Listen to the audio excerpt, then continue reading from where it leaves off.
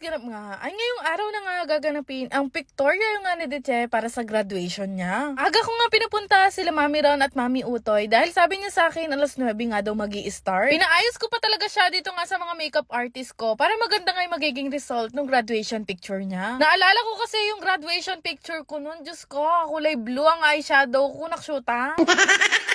Tapos na nga siyang ayusan, ako na nga ang nag-drive at hindi ko na nga ginising si Bebo dahil malapit lang naman yung school niya sa bahay namin. Sabi ko nga sa kanila, matagal-tagal na nga rin nung huli ako nag-drive. Kainama naman ay mabilis lang kami nakarating dito sa school niya. Nung pagpasok nga namin dito ay naghanap lang ako ng mapaparkingan at after naman noon ay pinapunta ko na nga si Ditche sa room. Kaya lang maya-maya ay bumabalik nga siya sa akin dahil sabi niya hindi pa nga daw nag-i-start. Bugal nero guwarong kap na mo ating kundalang foundation.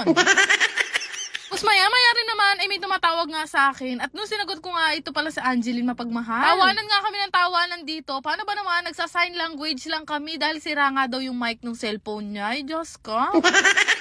Panigurado nga, inihitit na ng tawa itong nanay ko sa akin dahil parang ako yung nagsesenyas o nagsa-sign language sa 24 oras.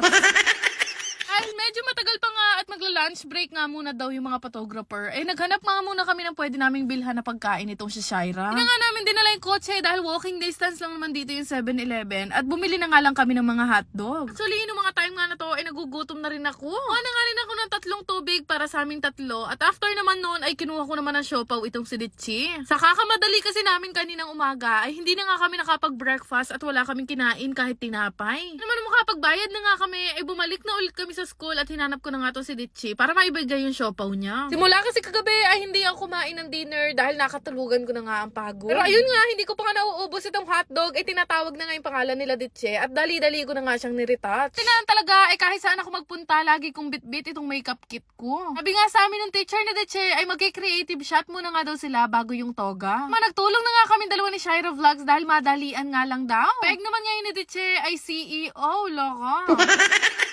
Kasi sa mga ganitong okasyon at bagay, ay gustong-gusto ko talagang sinusuportahan yung mga kapatid ko. Kakatuwa nga siyang pagmasdan dahil parang kailan lang, sabay nga kami pumapasok nung panahong elementary pa nga lang siya. Nakababait nga ng mga tao dito dahil nakita nilang sumisilip ako kay Ditche, pinapasok nga nila ako sa loob. Maya-maya rin din, ay nag-start na nga itong photoshoot nila. Wala kasi talaga siyang idea kung ano nga isusuot at gagawin niya sa creative shoot nila. Kaya ang sabi ko sa kanya ay mag-CEO na lang siya dahil sa kanya ko naman ipapamana ang mga kayamanan ko. Chares!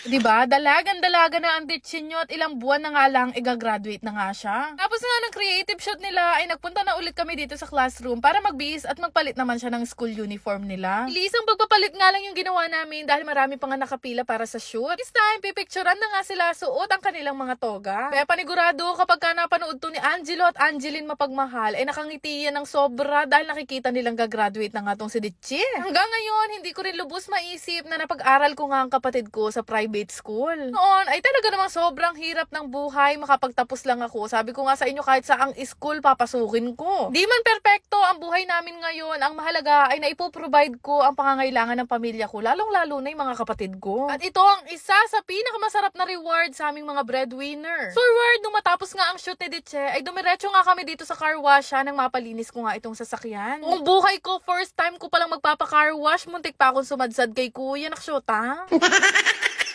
Naman habang nagpapa-car wash ako, kakabukas lang din itong Blissful Beauty Lunch. Located yan dito nga sa Pulilan, Bulacan. Habang naghihintay nga ako sa car wash, perfect na perfect kasi nagpa-pamper na ako, nagpa-foot spa ako at nagpa-pedicure na din. At maya-maya nga ay may dumarating nga at naka-Montero fully paid. Puntahan nga ako nitong fiancé ko dahil ilang oras na nga daw kami hindi nagkikita. Wala ko nga may gagawin siya dito, magsasabi lang pala siya ng I love you sa akin. Malantang.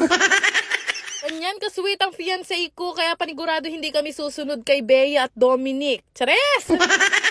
Yung ba guys, sa lahat ng pinupuntahan naming spa, ngayon lang may nagpa-uwi sa amin itong pinanggayod sa amin sa paa. Napakarami nilang mga ino-offer na services dito na pwedeng magpa-fresh satin. At syempre, ang owner nga nito ay walang iba kundi si Ate Lea na asawa nga ni Kuya Luisito. Pansin ko rin na mura yung mga services nila dito, kaya panigurado magiging suki nila ako dito. Mama na rin kayo pag magpapa-car wash yung mga asawa nyo dahil habang naghihintay pwede kayo mag-pamper dito. Nga noon ay syempre, binalikan ko na nga itong pina-car wash kong sasakyan. Abe, natawa nga ako kila kuya dahil nahirapan daw sila sa sasakyan na to. Paano ba naman 2 buwan itong hindi nagalaw? Sa sobrang dumi nga, abay tinubuan na nga daw ng nuno sa punso.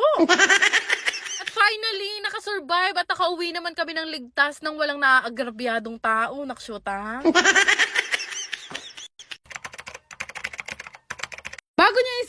video, gusto ko lang ipakita sa inyo itong nilalaro kong Aurora game. Para mag-register, ilagay nyo lang ang inyong mga phone number, gumawa ng sariling password at i-confirm. Ganun lang kadali, meron na nga kayong account dito sa Aurora game at napakadami nyong pwedeng pagpili ang laro dito. Pero syempre, bago ang lahat, kakailanganin nyo muna mag-cash in. Sobrang dali lang naman mag-cash in guys, sundin nyo lang lahat ng instruction nila and after that, pwede na nga kayong maglaro. Madalas ko nga laruin dito itong Dragon and Tiger na sobrang dali lang din manalo. Bebet ka lang naman dyan kung magkano yung gusto mong ibet, tapos meron din silang color game gaya nito. For sure naman, alam nyo na kung ano yung mechanics nito, kagaya lang din sa perya, pero dito, syempre, hindi mo nakakailanganin lumabas. Easy play, easy win nga lang dito sa Aurora game, kaya subukan nyo na ring laruin. Pero paalala lang, ang Aurora game po ay para lamang sa mga matatanda at hindi ko po inire-recommend sa mga bata. Kaya mag-download na kayo gamit ang link na makikita nyo sa comment section. Yan lang naman, salamat!